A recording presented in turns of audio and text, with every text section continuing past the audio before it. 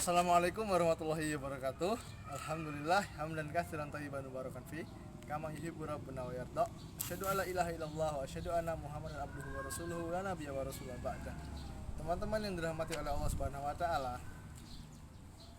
hari ini kita akan belajar tentang berakhlak yang mulia. Nah, sekarang teman-teman, kaifa halukum? Semoga kita semua selalu dalam lindungan Allah Subhanahu wa taala.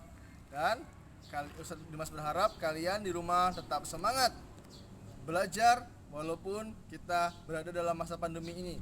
Kita diperintahkan untuk tetap di rumah.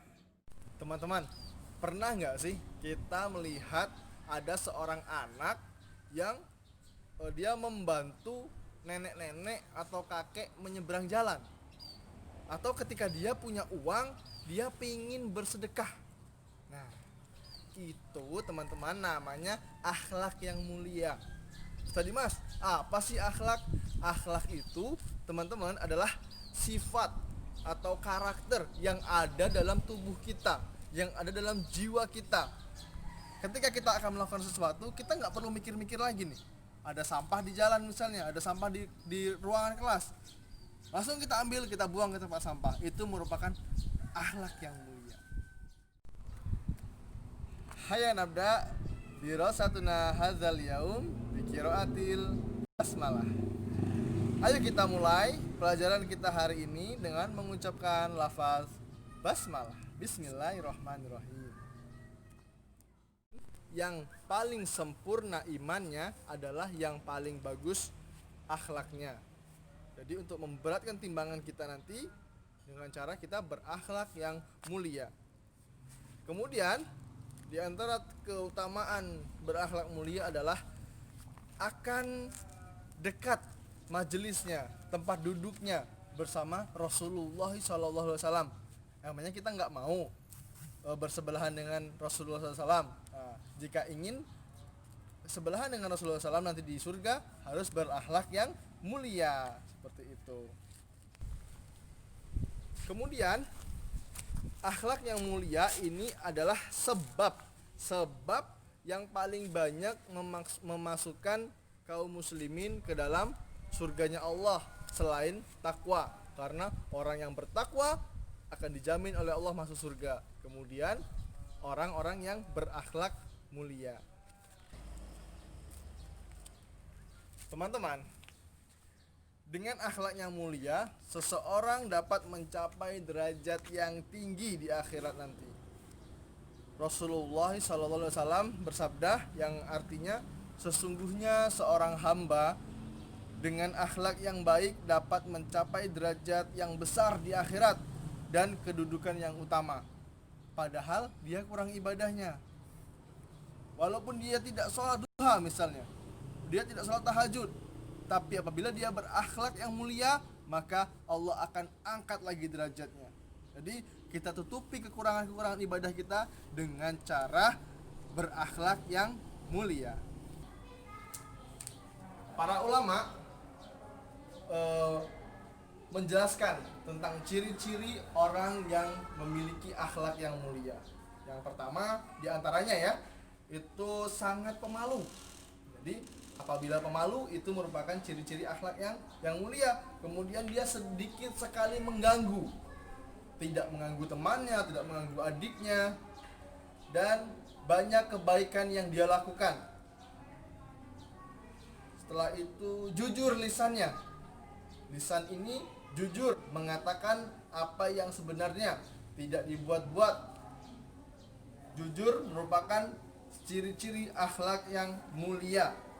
Kemudian dia sedikit bicara.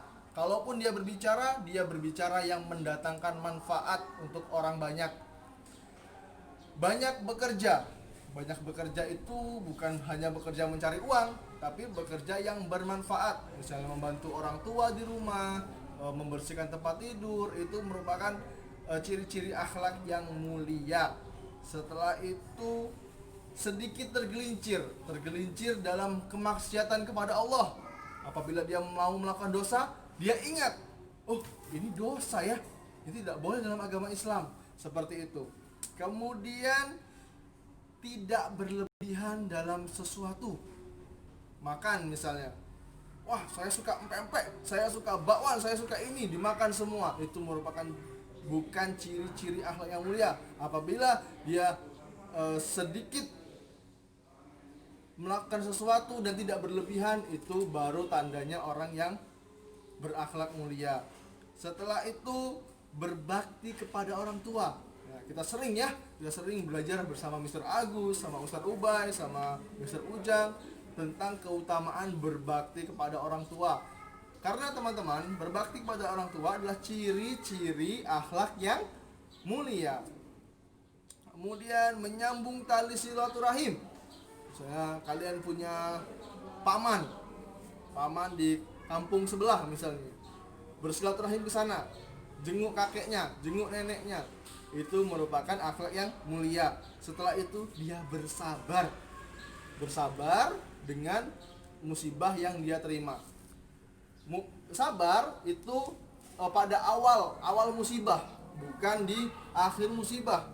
Setelah nangis, setelah itu ya sudah saya sabar. Nah, bukan sabar namanya. Tapi kalau ada musibah kemudian dia meminta pertolongan kepada Allah, itu namanya bersabar.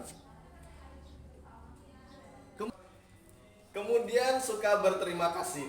Nah, suka berterima kasih ternyata ciri-ciri akhlak yang mulia kata para ulama. Dan kita sudah belajar ya, bukan hanya terima kasih, tapi ucapkanlah jazakallahu khairan, semoga Allah membalas kebaikanmu. Apabila kita dapat kebaikan, kita ucapkan terima kasih, jazakallahu khairan, seperti itu. Kemudian dia rela melakukan apapun karena Allah. Dia santun, tidak cepat marah. Disenggol dikit sama temennya marah. Nah, ini bukan anak yang mulia, tapi dia santun, sabar ya, menasihati dengan lembut itu. Teman-teman, untuk lebih lengkapnya lagi sudah ada di modul kita yang sudah kita milikin ya. Modul ini kalian pelajari di sini, ini sudah lengkap. Ada ciri-ciri orang yang berakhlak mulia. Teman-teman, tujuan kita belajar ini adalah menumbuhkan karakter kita untuk melakukan kebaikan, berakhlak yang mulia, akhlak yang disukai oleh Allah dan Rasul-Nya. Dari materi yang sudah kita pelajari ini, sekarang kalian merangkum atau meringkas dari materi yang sudah kita pelajari ini, teman-teman. Tugasnya kalian merangkum, merekam ciri-ciri orang yang memiliki akhlak mulia ya, direkam kemudian dikirimkan ke Ustadz Dimas. Barakallahu fikum. Abdurrahman Islamic School, solid, cerdas, sukses. Baik teman-teman, hayya nakhtatim hadzal dars bi qiraatil hamdalah. Mari teman-teman, kita tutup pelajaran kita dengan mengucapkan hamdalah. Summa, kemudian doa kafaratul majelis. Subhanakallahumma wa bihamdika asyhadu alla ilaha illa anta wa astaghfiruka wa atubu ilaik.